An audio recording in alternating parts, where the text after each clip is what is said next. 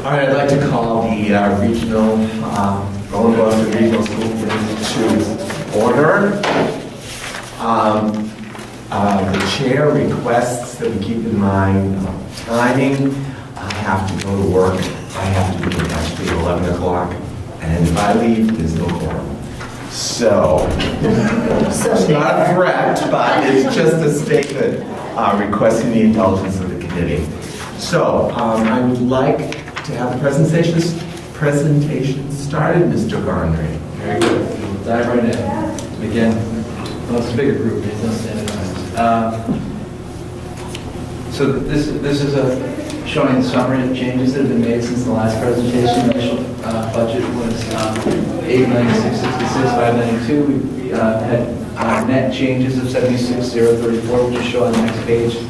Actually include some offsetting increases. The revised budget, again, should be March, was $8,590,558. So our variance to last year is $252,737, or 3.03%. That's down from the preliminary increase of 3.94%. So pretty good to be able to get it down there.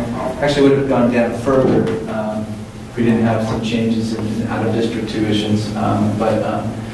So the changes that we made, we decreased school choice tuition and charter school tuition for students that attend other districts. Based on numbers we got from the state that were posted in January, we were able to see current numbers and project graduating 12th graders. So we've decreased both of those. Our healthcare, we've had a very good, favorable experience level with claims, which has resulted in us coming down significantly from the initial budget impact. There was also, I think, a town that came out of the pool that went to a different pool. Haverhill was my understanding, that them being removed from the pool brought kind of the overall pool rates down. And then we also had a plan design change, which was a small impact on that as well. So all in all, we were able to decrease $90,000 from our initial budget. The special ed tuitions increased. One of them was the state. Every I believe it's 3 years, you can petition the state to request new rates, and one of our placements had a significant increase. So it's $47.6 thousand. Then we had another student's placement that changed from one placement to another that better meets their needs. Then we had some small increases. The Worcester Regional Retirement, we had updated information on the pension assessment. And again, the superintendent induction program was in our first pass budget. And then we have a decrease for anticipated savings of salaries on replacement hires for 3 teacher retirements coming up. We anticipate we'll be able to save $15,000 when their replacements are hired. They're all current teachers who are experienced and fairly high in the pay scale. So that's the summary of changes from the first budget presentation. Here's a 5-year trend, and again, I think the next slide better kind of shows kind of what the trend is over a period of time. And so, if we had, in this case, it's not quite as far off from year to year. If we had grown at 2.4% a year, we'd be basically at what we're asking for right now.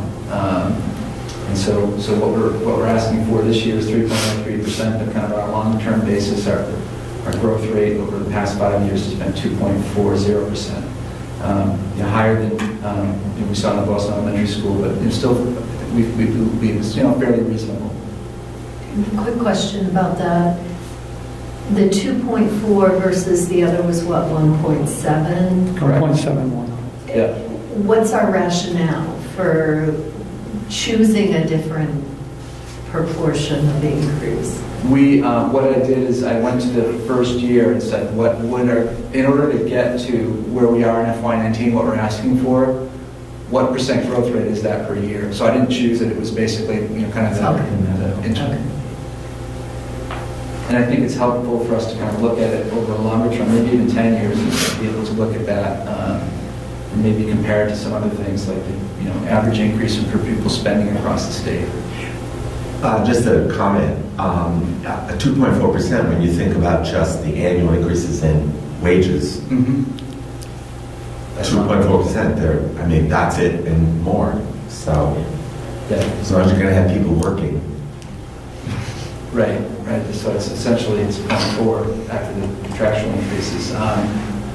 So, again, we feel like it's, I believe that if we looked at other districts, these would be lower than a lot of other districts. This is, again, the revenue sources beyond the general fund. This, for the other items, I'm not so going to focus on these as much. They tend to pay for themselves. We take in money for these programs and they support themselves. School choice, again, we're using this to support our operating budget at a level more than what we're taking in. We have a healthy reserve level of $1 million. We're going to use close to $300,000 more than we're taking in, although we'll make an effort to use a little bit less if we have any budget savings at the end of the year.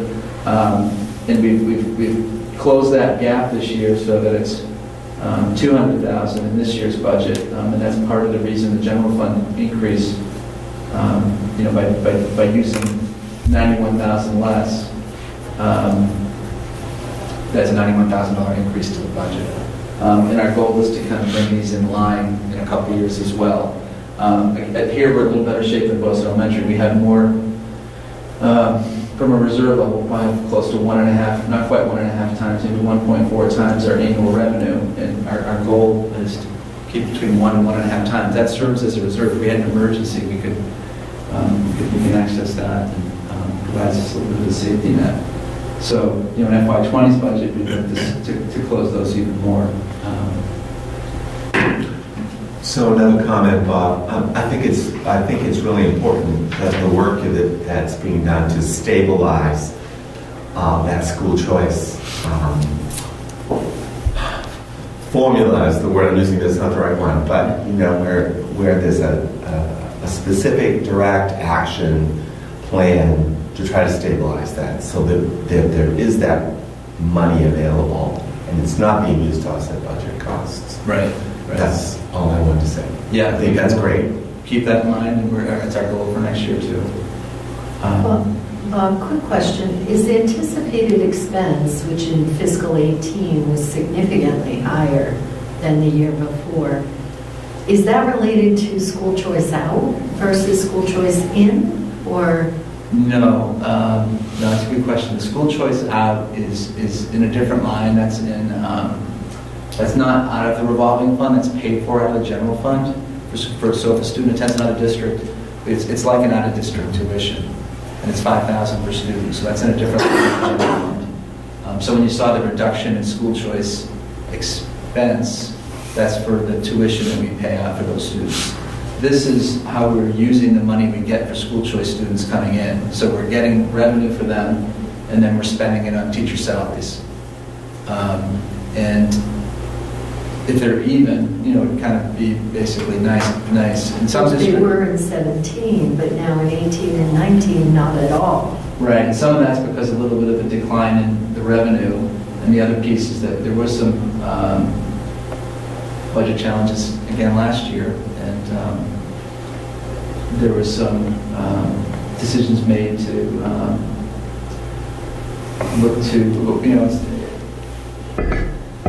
there were some challenges and there were some decisions made to do that, and I think they helped solve some issues at that time, and there was kind of an acknowledgement that we would need to kind of ratchet it back down. So the anticipated expense isn't just for school choice students, it's also that portion that we chose to use to offset the budget. That's correct. That's exactly what it is, the latter part. And again, so we are where we are in the year. As we go through between now and June, if we find opportunities to save, instead of kind of ending with the surplus, we'll use less school choice. So maybe we end up, I hope we end up at, it'd be nice to be below 700, but realistically, if we can bring it down 10, 15, 20,000, we'll try to do that. I think it's really important that we, in a way, using school choice funds in that way masks the true operating costs of the schools. And anything we can do to let the communities know what the actual cost of running the schools is, rather than sleight of hand, works to our benefit long-term strategically. Right, I agree. And the next slide actually does, this was been in this, I guess, presentation for many years, we continued it, because I think it is helpful. It shows, this is the total spending, maybe actually in the future I'll put a total up above. But this is the general fund piece, and this is the revolving fund piece. And so we do show we're using less revolving funds. That's by reducing the usage in school choice. That also shows, our overall spending increase is 1.5%, and our general fund increase is 3%. And it explains, why we're asking for 3% is in part because we have to reduce that usage. So we're really asking for 1.5% of a spending increase for the region budget.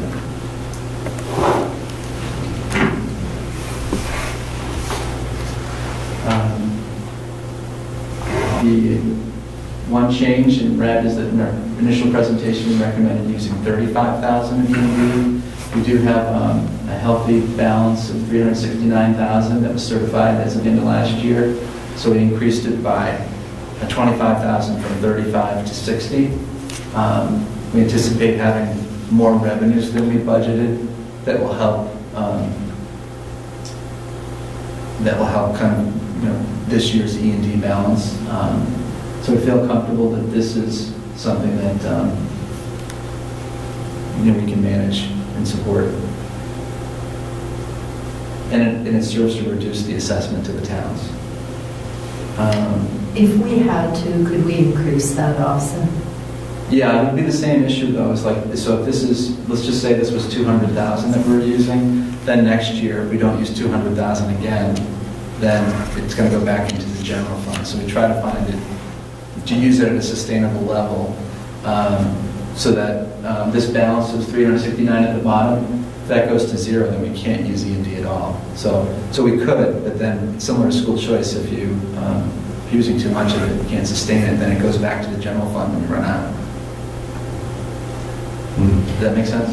No, not really. I kind of look at it as it's a reserve balance in a way.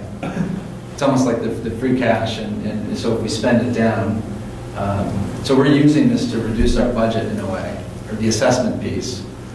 Next year, if we don't use the same amount exactly, then if it went to zero, it'd be a $60,000 increase to the budget. Because it redefines what the general budget is all about. That movement says heretofore, that money is part of the general fund. Right, and it's actually going to show up in the next slides. So Okay. I'm going to try to walk you through it. It's a permanent movement. So here's basically how we're funding our budget. So it gets, the top section is the state aid, which is going up a small amount, $9,000. Last year we budgeted $35,000 in excess of deficiency. This year we're using a little bit more. So, and then there's other revenue lines that we're budgeting. So we're overall budgeting an increase of $28,000. And so that's the revenue that's funding our budget. The rest of our budget, aside from revenue, is funded by taxpayers. So because we've increased the E&D, a little bit less is being funded by taxpayers. Top section is the minimum local contribution. That's set by the state. It's not set by us. You see Boylston's minimum local contribution went up significantly. Some of that's based on student population. Some of that's based on wealth and income in the town relative to the prior year. The rest of the budget, these are apportioned in the same way, but they're required to be presented differently. But basically, the above minimum local contribution and transportation, these are split based on the relative student populations of each town.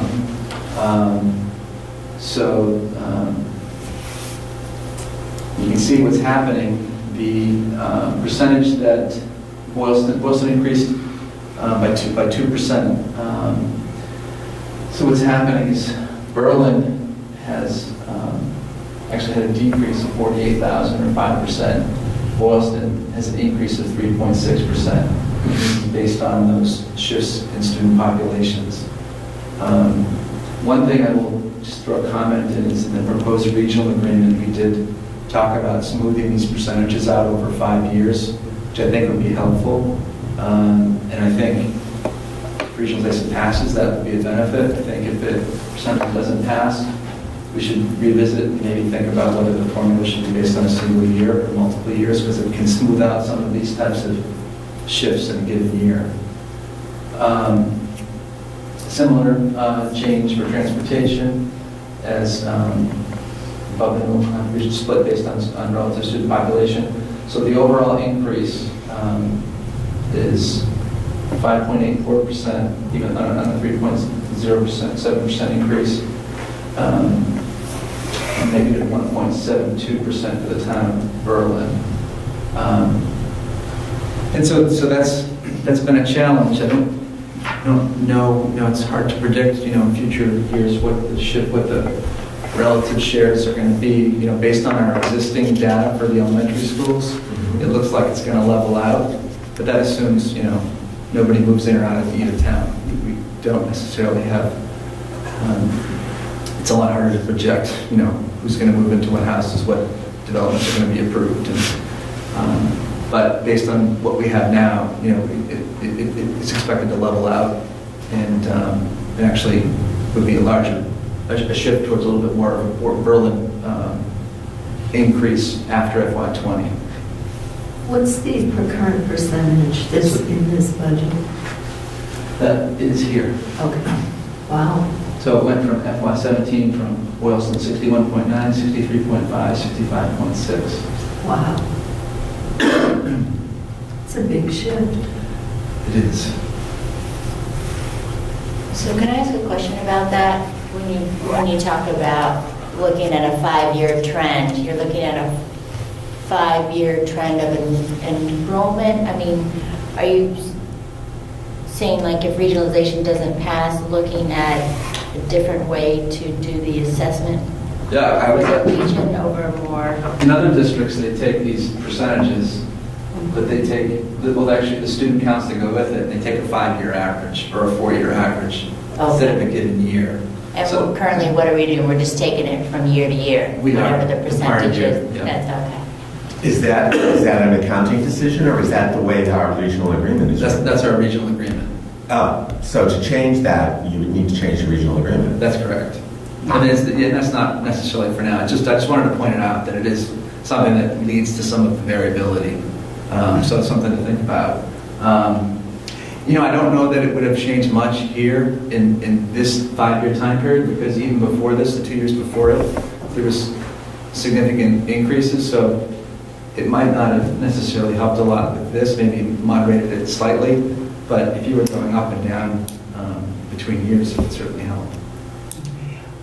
You talked about the difficulty of predicting 5 years based on enrollment, that really the only data we have is the kids who are already in school currently.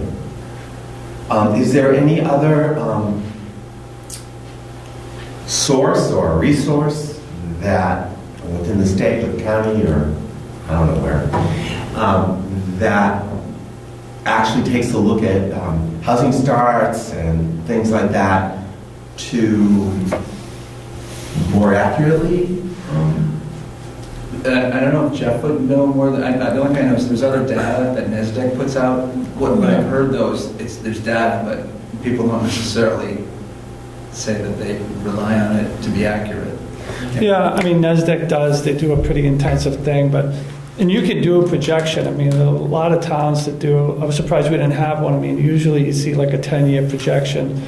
But what it does is, and we could easily do one, I mean, they're simple to do, but it'll take like a kindergarten class, and then they carry it all the way through, and like, just like this, if you average it over 12 years, it doesn't change all that much. So it takes into account if you have 3 kids come in, if you have 4 kids come in, when you average that difference out over, a 12-year span from 13 years from kindergarten to grade 12, it's not going to make a difference that much.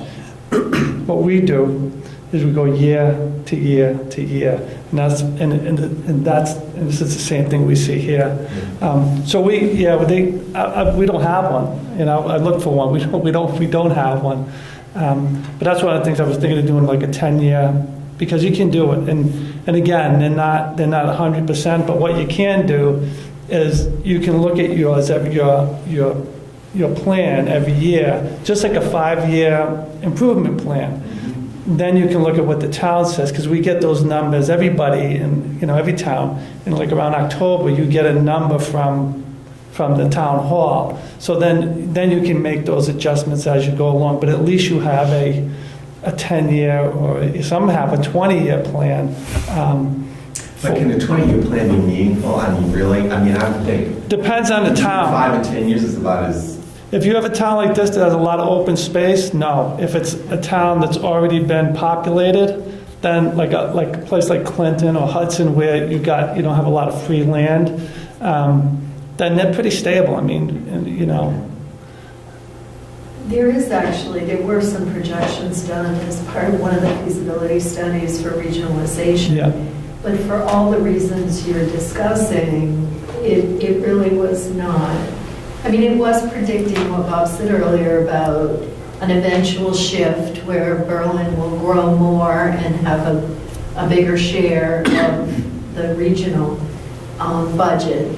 But even their initial sort of guesses were way off the mark because Boylston Elementary grew more than anybody anticipated. Yeah. And so it is a very difficult thing. It is, like I said, especially in a town like these that have a lot of free land. Well, we were talking to the town administrator who said, well, there may be a proposed housing development here or there. So if you talk about 100 units going in, that's a lot of kids potentially. So in that you can't. I mean, that throws your numbers all off. So you can have one, and if you average it, again, it'll account for a small swing, but it's. I don't think it's reasonable to assume that the populations are going down. That's what I wouldn't assume, and I think that's one of the assumptions that have been made, and I don't think when you get this much land and it's just not reasonable. And as the reputation of the school district continues to improve, I think you see more people wanting to come here too, who That's may have right. gone to privates or gone other. I've talked to a lot of parents in my interviews that said that's exactly why they did move here, so the schools. So, and from a real estate perspective, affordability of homes within 495 is quickly outpacing young families' ability to own a home. And the minute they go on the other side of 495, where we all are, they can afford a home. yeah. So it seems to make sense that in the near term, we'll begin to see more young families Yeah. purchasing homes in these towns. One other quick question, just again trying to crystal ball something. In the shift in revenue that's occurring in Boylston right now with the new FedEx property and maybe some other projects, is that going to adversely impact what our net minimum is? Is it going to increase what we're expected to produce because it's revenue growth? Well, Yeah. there may be some growth, but there's also, we're a minimum aid district, so they're already paying the minimum. When you get the foundation budget, the amount that's funded by the town versus funded by the state, 82.5% is the maximum that they have a town pay. In both Boylston and Berlin are minimum aid towns. So the calculation's a little bit more complicated than that, but essentially there may be a little bit of more of an expectation on the town, but you're already paying at the kind of at the maximum. Already over that by Yeah. a lot. Yeah. Good question. Most towns are over the minimum. This is a view of both the assessment summary by town has the elementary budgets for each school at the top, and then the regional assessment operating and capital. Again, the capital assessment here, the reason it's increased is we're getting a permanent bond for the remaining, it's actually 3.25 million. We're assuming it's going to be 3.5% over 15 years, level payments. There's a chance it'll be less than 3.5%. Interest rates are kind of stable. We were a little concerned that they might be a little bit of an increase, so it's possible to be slightly less than that. But we're not certain about it. So this is the view for both towns, how they're paying for education. This slide, Jeff and I, we got feedback from the town that when we showed the Boston Elementary budget that, well, we haven't been reducing the overall funding to education. We haven't. So we said, okay, well, let's take a look at how the regional budget's been paid for over the past few years. And you can see some of the pressure the town of Boylston has had, kind of supported what they were saying. And I think the reality is that the regional agreement outlines how the costs of the region are shared. We don't have discretion to change it absent there being a vote. And it's a fair method. But this is the region budget back in FY14. This is in the shaded section is the Berlin assessment. The orange section is the Boylston assessment, and this is the state aid and revenue.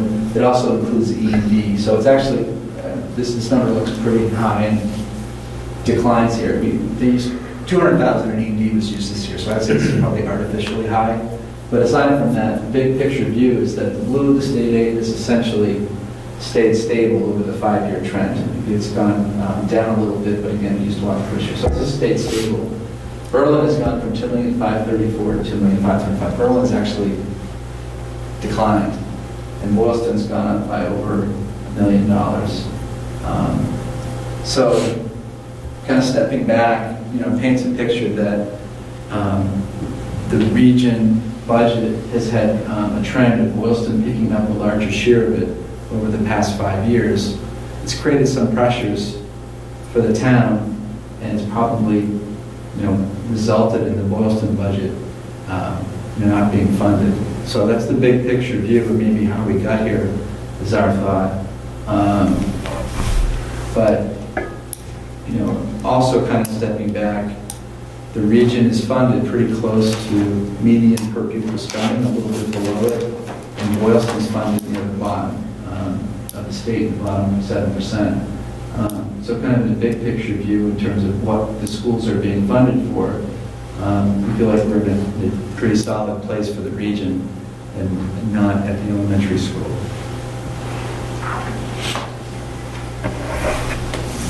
Again, capital assessment, I already talked about that, but those are the assumptions for closing it out in the time period and the amounts. There's no other capital at this time. We'll go on to talking about capital for the region for a while after this year. And that's... Since there's no money involved in the capital, are we going to need a motion for that? You have to approve the capital assessment, which I can call up that slide. And a question about the capital assessment. So I know we had to bump up this year when we finally have will have our final debt, I don't know what you call it, Debt payment. debt payment. So from the following years after this, it will probably be very similar to this figure, right? So it won't be... It would. It should be. The existing bond has kind of a slight increase. Yeah. But it's not that significant. So basically, it'll be about the same amount, almost the exact same amount for this bond. It fluctuates a tiny amount based on the number of days in the year. Okay. But really minute. And then the other bond will go up a little bit, but it'll be stable. And you're not going to see like an 11% increase. It might be 1-2%. Okay, that's fine. And then, I'm sorry. That's good, thank you. I Do find a capital assessment, so we can do that. That's on you. So I, unfortunately, I don't install.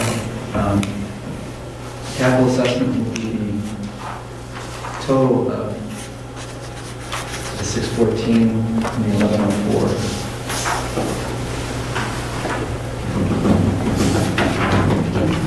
Someone. Take a motion like that. 1.7 million, 18,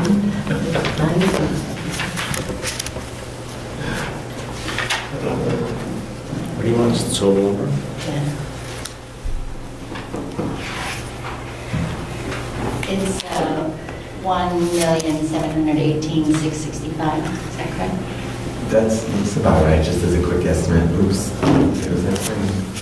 Yeah, okay, so I make a motion that the region approves, the school committee approves the capital assessment for Tohoto of $1,718,665. Do I hear a second? second. Is there any discussion? All those in favor? Aye.